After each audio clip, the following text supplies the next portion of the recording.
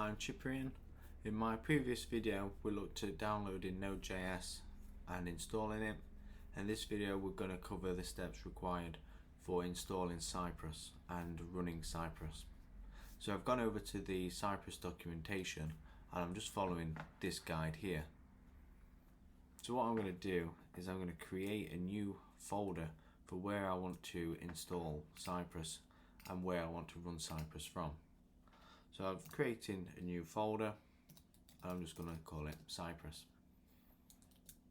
And then what I'm going to do is go into my terminal window, change into that directory, and as you can see at the minute there is nothing there.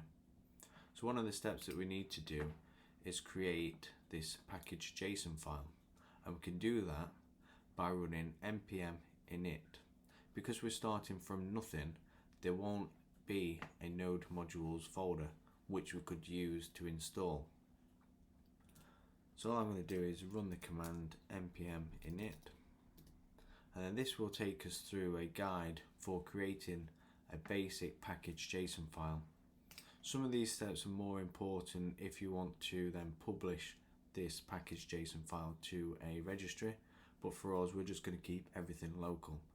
If you were going to do it and publish it to a registry, the main thing you need to remember is that the package name needs to be lowercase and it can't have any special characters in. But for us, and it's all local, we're just going to call it Cypress. I'm going to leave the version and all the other bits blank or as default. And here you can see what it's going to create, and for us this is fine. So I'm just going to type yes. And you'll see now that it's created a package.json file.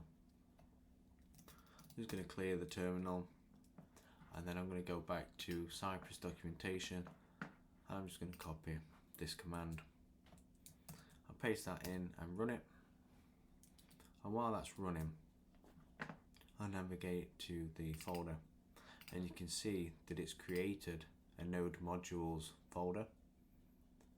Inside of the node modules folder you'll find all of the different modules that Cypress needs and what helps run Node.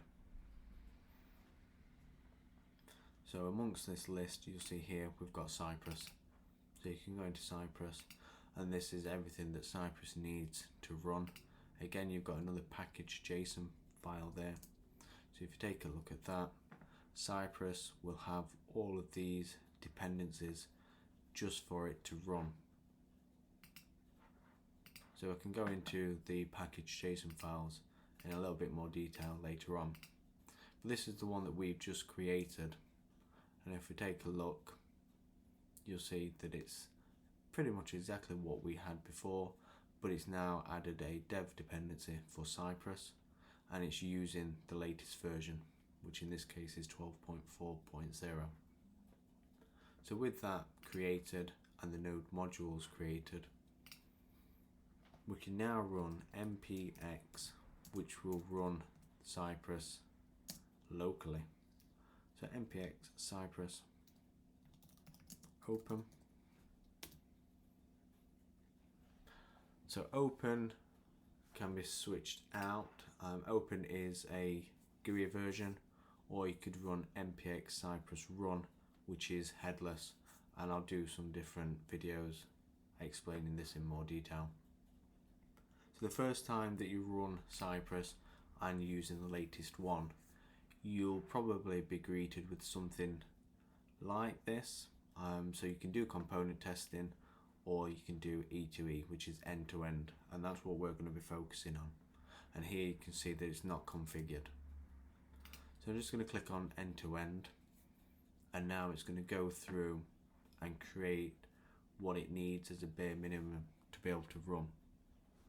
I'll go into these folders and files that it creates in another video. I just want to try and get everything covered for the installation and running, and keep these videos straight to the point and at a slow pace. So I'm just going to click OK for this, and here you can see that it's got Chrome and Electron. For us, we're just going to be using Chrome, So I'll start end-to-end testing in Chrome.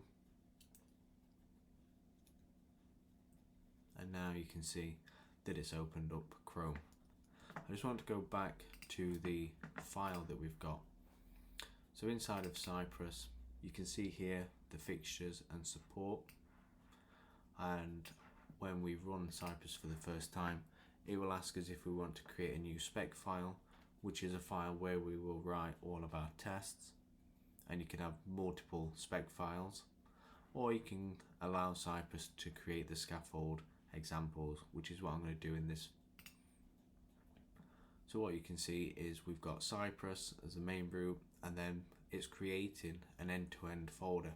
If you're doing this on an older version, or you've got Cypress running in a different environment which is running an older version of Cypress, this might be called integrations, but it's the same principle.